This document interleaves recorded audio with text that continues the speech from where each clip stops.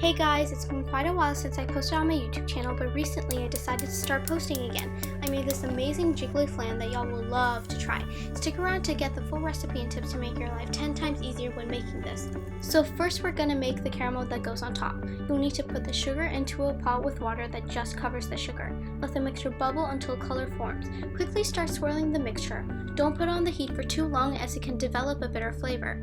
When it's done, pour it into a small 4-inch pan or ramekin to let cool. Now let's start the pudding. Crack your egg into a blender and mix it well.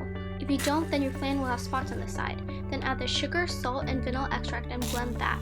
Finally, pour in the milk and blend until well combined. Try to make sure there isn't much froth or that can give a bad texture to the flan. To get a really smooth texture, get a strainer and pour the mixture through it. If froth still gets through, then use a spoon to scoop it out. Trust me, it's worth the effort.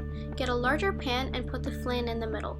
Boil water and fill the pan halfway up the 4-inch pan or ramekin. Put it in the oven at 320 degrees Fahrenheit or 160 degrees Celsius for about 45 to 55 minutes or until the toothpick inserted comes out clean. After 15 minutes, take it out of the water and let cool completely before covering and putting it in the fridge to rest for 4 hours.